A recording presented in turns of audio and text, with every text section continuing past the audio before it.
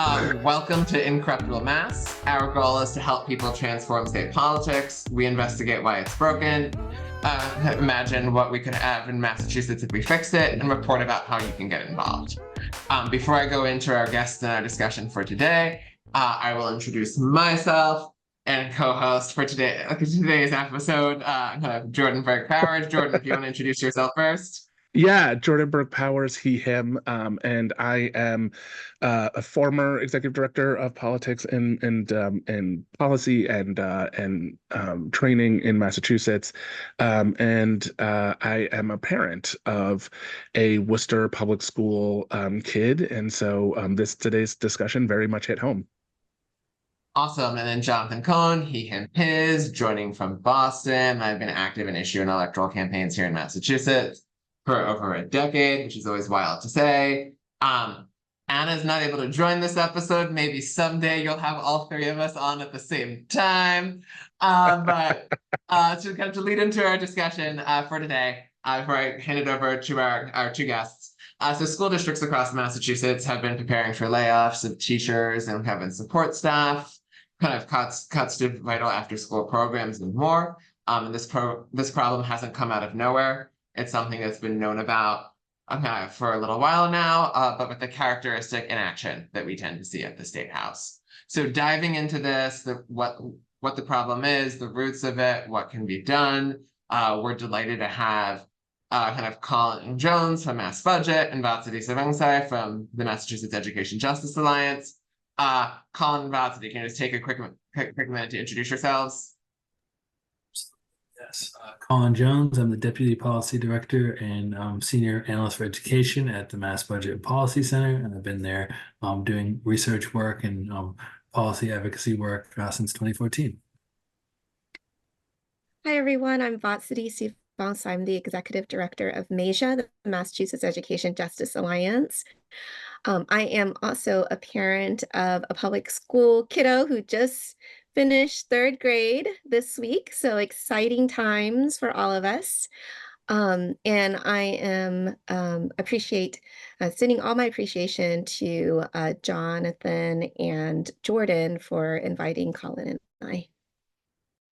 Happy to do so. One thing that I might kick us off with, if this works, is for people who pay attention to issues around education funding in the state, might have been aware that several years ago, back in 2019, the State House updated the funding formula for public school districts. Something that they hadn't done since the early 90s. And that was kind of long overdue, kind of a multi-step process of them having a commission and then pretending not to care about their commission and finally eventually doing so. But can you tell us a little bit about what was the Student Opportunity Act and what were the changes to state funding for public schools that were passed a few years ago to set the scene for the discussion? So I could jump in and just give just a broad overview of what the Student Opportunity Act was. In our fight for changes. So, just to note, tens of thousands of students and community members and union members worked really, really hard to fix the funding formula, which Colin will share a little bit about Chapter 70, right? So that determined how each student, how much each student would receive at their schools. For them to learn. And as you had shared, it was so outdated. So it meant that our schools just weren't getting the fundings necessary for our students to succeed. And that's resources, right? Resources, that's teachers, librarians, other key support staff, even libraries, right? Healthcare services. So all of that was there was no enough money for it. So there was a need to update that formula. And in 2019, Governor Baker signed this historic landmark bill that was passed at the State House. And so everyone celebrated, but then COVID hit, right? And then that's when, we're facing what we're talking about today. So let's actually talk about what are we facing today? What is the problem that brought you all here? So Yeah, so I mean, the year that's about to conclude, the school year that just wrapped up, was the third year of the Student Opportunity Act. So it's a 6-year plan. It was knocked off track in its first year by COVID, but then we really fought to make sure they didn't like extend that window out further. So so there was year three of the Student Opportunity Act, and it was also this is also the year when pretty much all of the COVID funding that districts have been getting, which is in the billions, so was starting to run out.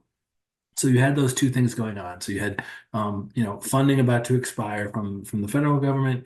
You had and all off a cliff. It just goes away immediately all at once, basically, after the 3 years of support. And then you have this state plan that's kind of coming in steady bits, but not enough to really overcome that dip that's going to happen. And then you also have the other factor to keep in mind is we've had the greatest inflation levels since like the 70s. So like over the last 40 years, this is the most inflation we've ever had. And so we've all noticed, of course, is just in our daily lives when we go out shopping, the cost of everything.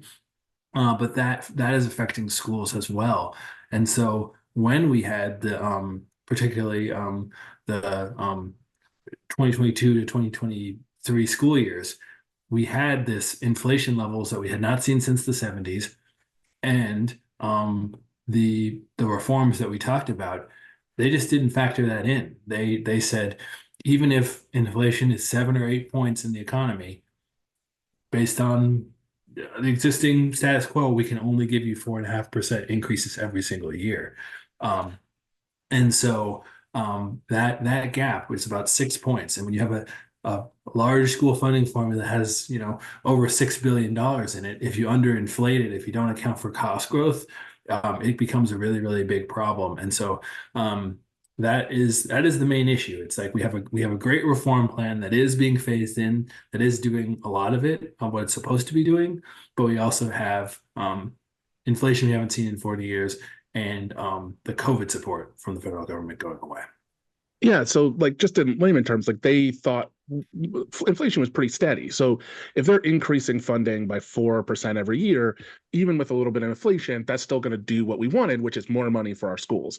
But if you have inflation that's 7% and you're just set this like we're going to step up the amount of money that goes to our schools, and voila, we have this, it goes way over. That's not actually an increase. That's a decrease. And it's still more money and it's doing really good things, but we need them to take into account that inflation happened so that the full effect, the sort of vision that they themselves are proud of, for more funding for schools, for that to be realized, they need to step up and make sure that they fill in some gaps based on what's left from inflation.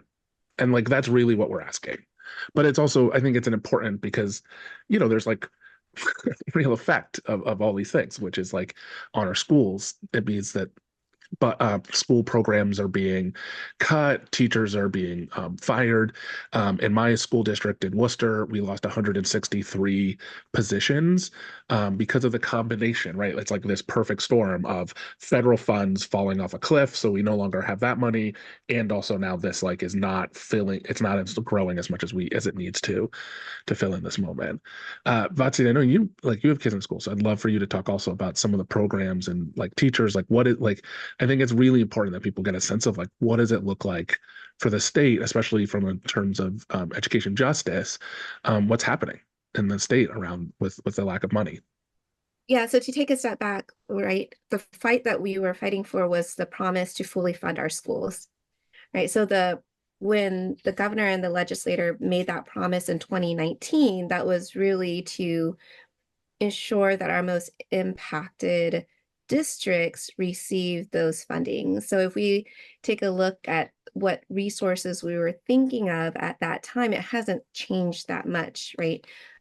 Librarians, like I had mentioned, after school programs for parents, like for single parent households, immigrant low-income families, those after school programs are key, right? Our special education students, right? Students with IEP, students who are also English is their second language, the support staff, that's really critical in order for them to continue growth in our public schools are necessary. So that's what we're looking at in addition to our educators. The people who are, that are being cut are folks who care deeply about our students.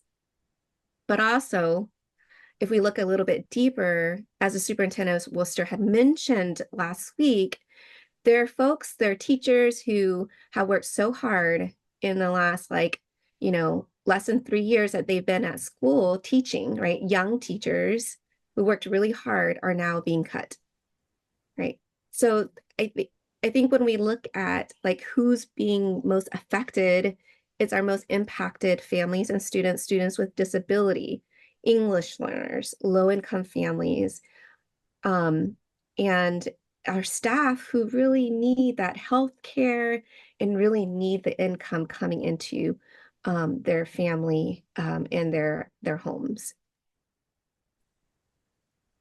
So I think it's definitely important to talk about this, but in practice, and I've talked to school district administrators and staff and superintendents and the people that are in charge of trying to balance the books of school districts every single year. And what's happening is they face what the costs really are, right? So when they're out hiring vendors, getting stuff done on their HVAC, getting stuff done in their buildings, upgrading their technology, building new classrooms, and then which most of what they spend on is personnel, trying to attract staff and keep staff. They can't say, "Oh, sorry, the state rule says we only get 4.5% increase." They have to actually deal with what is really happening out there, and that's where the gap is going on, and so it steers into some of the inequalities that we were trying to address with the Student Opportunity Act, right? So if you're, this is school funding in America writ large, right? We're one of the only advanced countries that says how much your schools get depends on how wealthy the underlying area is. So it's inherently regressive. And so, when you have something like this, you have inflation that you don't address, it's going to be highly inequitable in how it falls on districts, even though everyone's really struggling with it. And so instead of, and as we mentioned, we've known that inflation is really, really high for years at this point. So we at Mass Budget just released a report last week that sort of said, hey, what if we, the last 2 years of inflation that were missed, we can't get that back, in the past, we can't go back and fix it retroactively. But what if we dealt with it right now in the school funding that districts are going to get this year, so that they can better manage the situation? So what we found was, first of all, the Student Opportunity Act itself is working in a large way. It's, nearly $100 million of school funding is going out across the state in a very progressive way to our communities that serve the most Black and brown low-income students. However, if we fixed inflation, we'd add over $450 million to school funding this year. And that would be highly progressive. So I know we have Worcester has come up a lot because when we ran these numbers, we said, okay, we didn't give you proper inflation in the last 2 years. Let's correct that. We got nearly $26 million when we did that simulation. And so that's more than their budget gap right now. They would go to a surplus at this point. And so this is really impactful. And we're, obviously we have that available. The report's out there. We're getting the word out. But then the really interesting question is, how do we get policymakers to actually act on that, and not knowing that 160 positions have been cut in the city of Worcester, the effects are happening now. So I'm not very satisfied to wait 2 or 3 years to solve it. Yeah, and so, Jonathan, you go. No, you go first. No, I've talked a lot. You go. Okay, my just quick thing that I always like underscoring, and it's a point that Jordan, I think that you often make well, about when you don't account for inflation, that you are ultimately making cuts, is that just on the most basic, oversimplified level, that if something costs you $100, if it now costs you $108 to get the same bundle of goods that it cost you $100, if you're being told, if you were told before that will only top you up, that will top you up to that 100, and you're being told that will only top you up to the 104.8, as opposed to 108, by virtue of basic math, that means that you start off with a gap. regardless of anything else, kind of anything else changing, there is a gap, there is something unfunded that you need to either find some funding for. And that becomes even worse if you then have 108 to just do the same thing that you were doing before. You're being promised that you will only be kept to 104.8. And let's say, like, I'm just throwing around numbers. This isn't, let's say, the actual amount of federal dollars missing. Somebody says, actually, we're not putting up $15 anymore. So you're missing that too. So that it kind of shows in the way in which that all ends up leading to concrete cuts if you're not actually accounting for how much pay, like, you need to raise pay to account for inflation, the cost of like any items in a school, because a school is like, if you think about a school as being just both the combination of people and all of the items that exist in a school that need to come from somewhere, if you are getting books, if you're getting tables, if you're getting chairs, if you're replacing those tables and chairs at some point so that they're not there forever, if you're buying supplies for a gym class, if you're making sure that students are getting fed, all of that costs money, and all of those costs go up.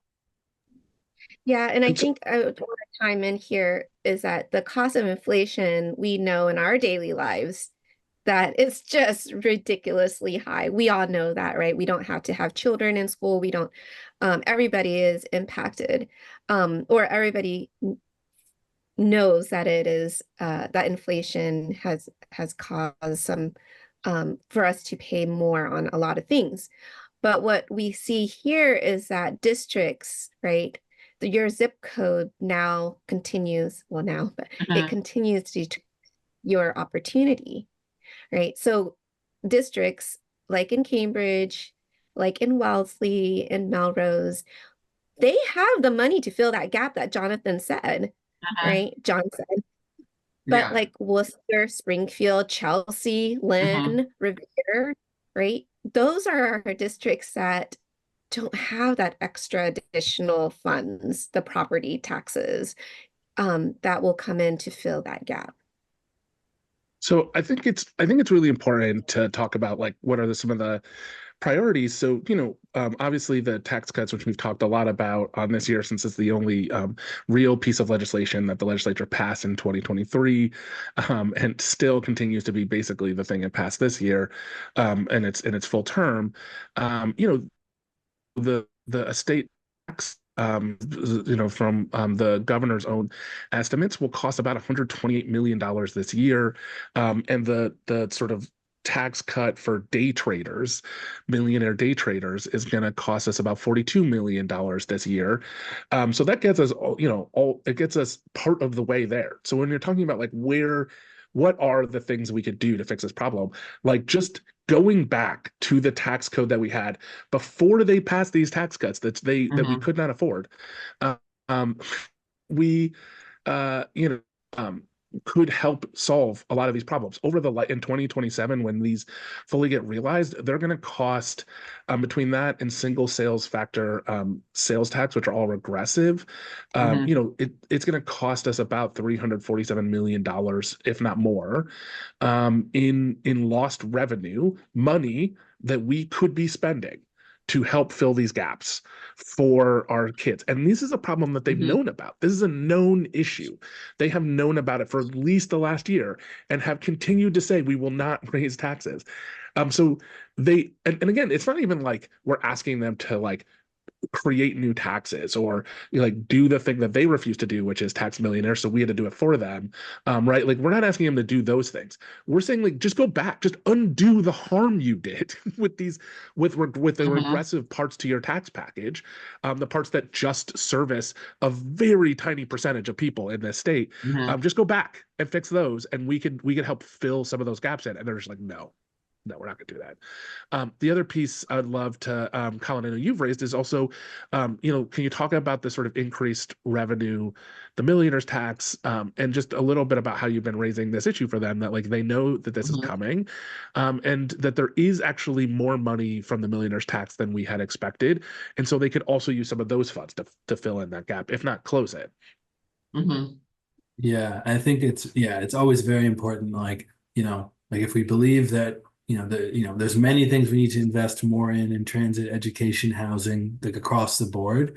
And those are always going to have to be put in relief with some of the tax policy decisions that have been made. And I think it's you know, looking back, you know, we really could have used that, you know, 300+ million that went in regressive tax cuts this year. We could have really used that for a number of things. One, not having to do mid-year cuts in the budget. We did mid-year cuts to the fiscal 24 budget, which is just, again, just really just pulls services right out from under people.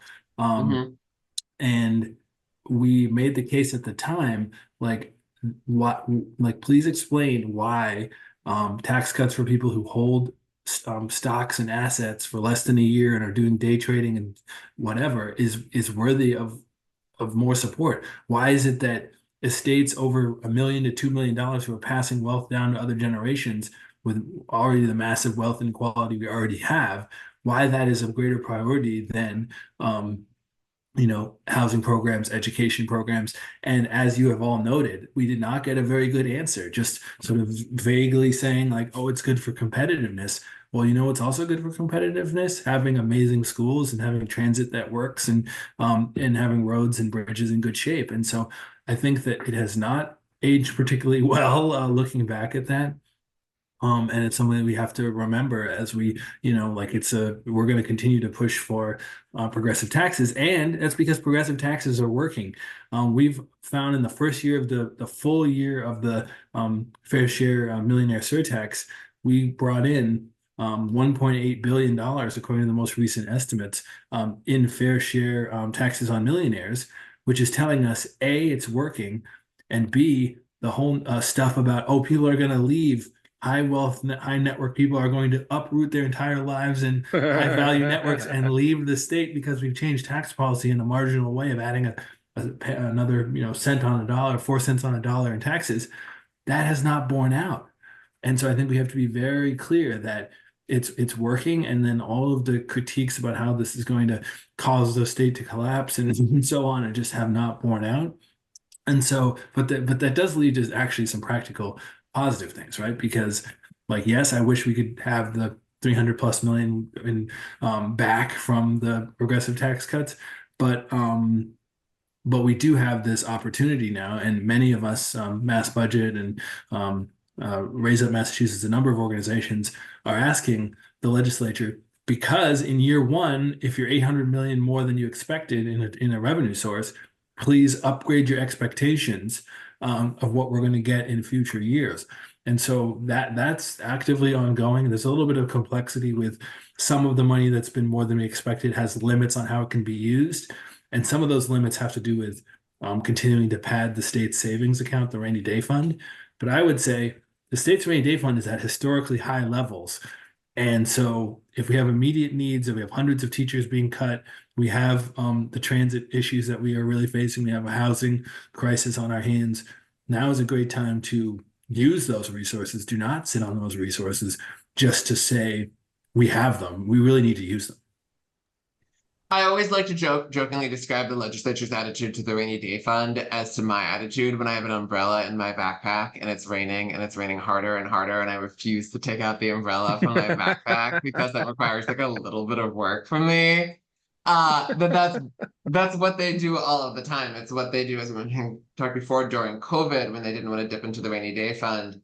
That the whole purpose of a rainy day fund is to have it when you have big problems, that you could dip into it and use it. You don't get credit, like you don't get a gold star for having a pot of money that sits there that you never actually use, even when there's a problem.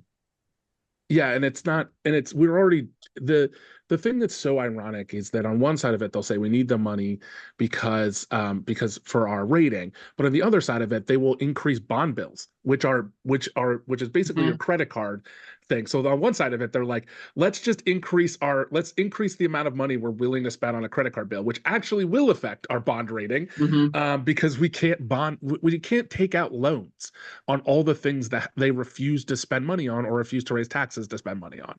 Yeah. So that's essentially, so like you can balloon, they'll balloon a housing bill with a bunch of stuff that will never get spent. Like it could be $300 billion. It won't matter. ultimately the governor's not going to spend that money because that would totally destroy our bond rating. Mhm. So they do these things, which is just for show, right? Just like this thing, the housing bill, gutting Yeah. it of any of real things and keeping in sort of things, right? And like it's the same thing with the fund. Like they didn't use the rainy day fund when we had 100-year-old pandemic. They were just like, well, we can't dip into it. It will hurt our bond rating. Like when then do you dip into it if not when we have a pandemic? They barely dipped into it finally after loads of pressure, and then it's already got recouped that and ballooned, and it's just like we can use some of these monies for the things we need today and still be fiscally responsible. I would argue that having sensible taxation to pay for things rather than credit card debting is actually more fiscally responsible than never raising taxes, not having things go well, having people leave the state because they can't afford to live here, and then continuing to max out a credit card. Like that's actually fiscally irresponsible, but that's what they're doing. And so I just think it's really troubling. And it has a real world effect. Like my daughter is losing a teacher like that for no reason except like we could fix this problem. Like she does not need to lose a teacher in her classroom. Your child does not need to lose a teacher in their classroom.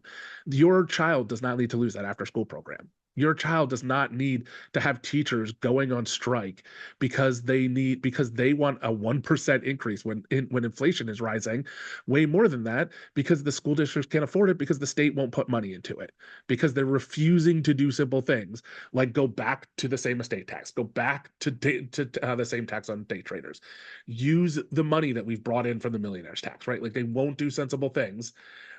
Stop sending extra money to the rainy day fund when we could use it right now, right? Like just simple things like that come at a cost, and it's frustrating. Jonathan, I would love for you to talk about like what have we gotten with the trifecta. So this was something that I was trying to figure out earlier, and I would love for anybody who has kind of more concrete examples to provide them. But so Massachusetts obviously Massachusetts got a Democratic trifecta for the first time since the Deval Patrick administration in the last election. We've had large Democratic control. We have more than 80% in both House and Senate. And out of curiosity, we have had Democratic control of both chambers since Eisenhower was president. And I was trying to think of what have we actually had this session, and it's been a fairly unproductive session, that is something that could not have happened previously, that is the concrete result of a Democratic trifecta being able to reshape the possibility in the legislature. And there are concrete things that I think are improvements of a Democratic governor and the executive versus a Republican in the executive. And there's all the ways in which I think Healy is a better executive than Baker is an executive. But when it comes to the legislative process, the only thing I could think of that the legislature passed this session that they wouldn't have passed before is literally the cut to the capital gains tax that they rejected under Baker, but then when Healy proposed it, said, well, we need to give her a win. And it's pretty remarkable how many issues, and I feel like the school funding issue just kind of adds to the kind of the growing list of items of problems where it's even just committing to things that they've already committed to fundamentally that they aren't doing, let alone changing the horizon of what is possible when you have a Democratic trifecta and they're trying to prove why that's something that other states should want to have and that the country as a whole should want to have because of what it can do for people. Yep. So some of the yes, funding, Vatsady, right? go ahead. The funds that came from our hard work for fair share right now, it's getting closer at the 2 billion mark, right? So there's definitely additional funds there, but this year, what the additional funds meant for our K-12 students was free lunches, right? For our higher ed students, it's like a step towards debt-free college with beginning with the tuition-free community college. So those are, I would say, like the trifecta of the Massachusetts legislator and governor here. Although I like to give You know, credit to the public for winning fair share rather than the legislature. oh, no, the I like to claim spending. that for us. Yeah, no, we fought for that, right? But the Yes, but we spending, won that. And so it's their spending money that they have to spend because we got them the money and told them that exactly. they have to spend it certain ways. Yeah, but now we have to ask for them to continue Yeah, to like meet the promise, right? Because if yeah. we really want to invest in our communities, right, Mm-hmm, if they're really concerned about the bond, if they're really concerned mm-hmm, about folks leaving Massachusetts, then they have to invest in our K through 12 students, mm-hmm, because they're 91% of our student population. mm-hmm, 91%. So like if you're thinking about investment, I mean, that's a no-brainer, mm-hmm. right? So we have to push these key decision makers to really think smart, you know, to really fix this inflation. Because there is an opportunity here. It's up to them to do it. Mm-hmm. But I think, yeah, Colin, did you want to jump in? Yeah, I think there is, yeah. I mean, I'll start with a little bit more of the shortcomings, but then hopefully end in an optimistic way. I mean, we so far, like we've alerted the legislature that this is an issue. We've seen really tough override fights in some communities. We've seen budget cuts in other communities. We saw a district shut down for 12 days because of a strike, which again, you needed the resources to run the programs in Newton in that case. To keep things going, and then it couldn't work. Um, so we've let everyone know this is an issue. It's not the only one. And like even the things that Vatsady just mentioned, like they're in conference right now. I don't know if community college will be free next year because the Senate was 100 million more on higher ed than the House was. So that's something where it's very practical. If we don't use the revenue that we know we have, like we know that we'll have hundreds of millions of more than we've anticipated for fair share. If we choose not to use it and just sit on it and then say, oh, we'll pad reserves, that's going to mean like an actual thing for students and what they'll have to pay. And it's not sure how it's going to go. And so I think that's where like in just to in the way that I think about budgeting, spending less than knowingly spending hundreds of millions less than you have is not budgeting correctly. It is budgeting incorrectly. It is the opposite problem of overspending, but underspending is not effective budgeting when you know that it's going to have this impact on students around the state. So I think, yeah, I think we do have to, you know expect a higher standard. And like progressive taxes are working, please let them work to their full extent by not sitting on it. And that's an ongoing conversation that we would need the support of people from around the state to continue to push to get the K-12 inflation funding, get the higher ed affordability pieces, get childcare access, and that's just education. There's a number of other things. So we have to, we can own the mantle of we're being smart and we're using the resources we have and we're managing the state's fiscal position, but we're also doing what we have to do and showing that this is the way we should do things, and this is what progressive governance actually looks like, and there's more we have to do. No, I Yeah. really appreciate that because it's pushing back against kind of the scarcity mindset that so often dominates the legislature about we can only do so many things or we can only spend so much on something. When we have the resources, we have resources that exist that they won't tap into, and we already have, as a state with a lot of wealth, have the ability also to kind of garner more resources if we need to garner more resources to meet basic needs of people across the state. But I think we should probably kind of wrap up. So Colin and Vatsady, final takeaways, and Jordan, final takeaways. Yeah, I think for me, it's just that there's a huge reason, an important reason to invest in our students in schools, right? We have the money. The decision is there in conference. Mhm. They really have no reason to say anything else but yes.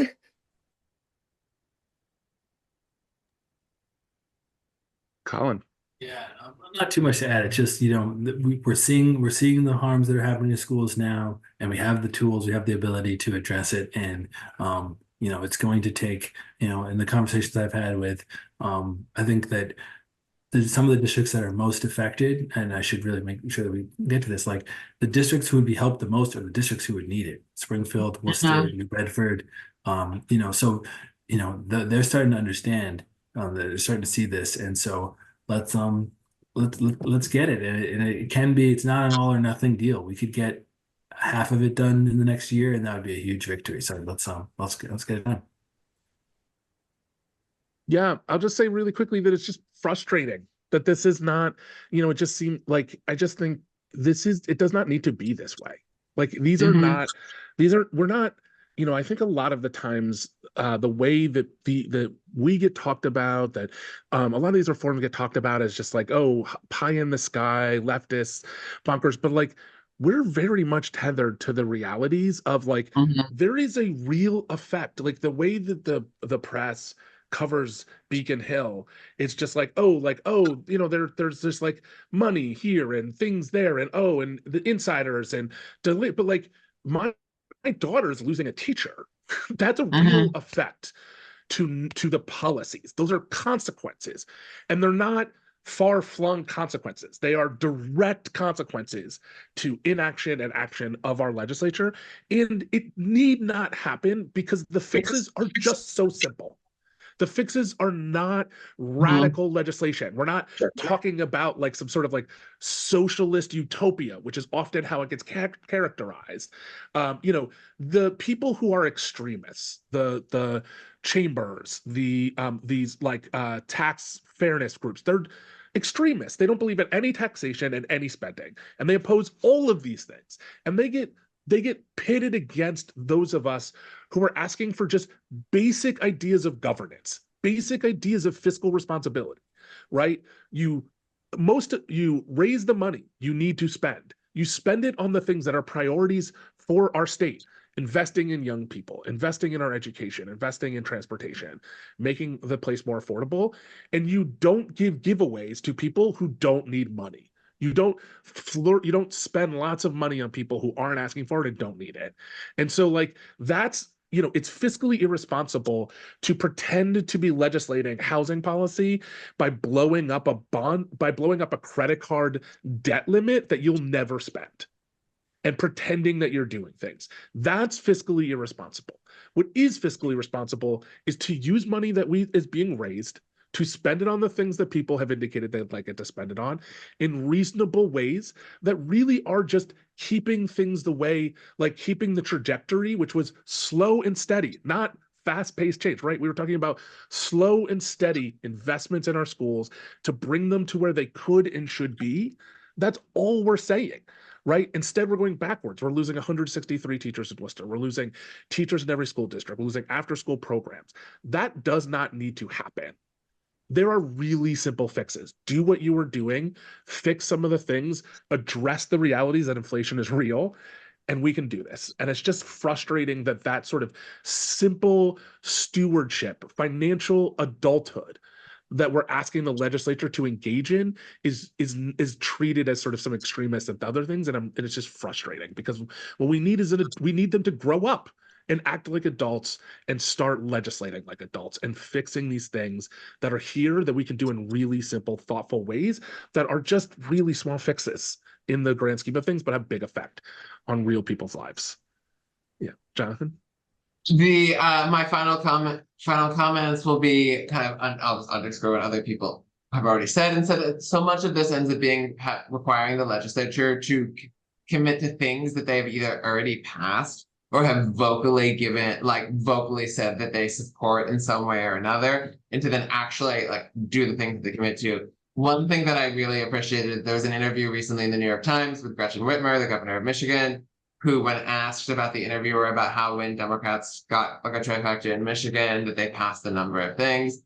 And Whitmer said, well, my general approach is that if I campaign on something and I win, I should do it. And I thought that was a very refreshing attitude to hear about the kind of following through on promises. made. Final takeaway that we always forget to do.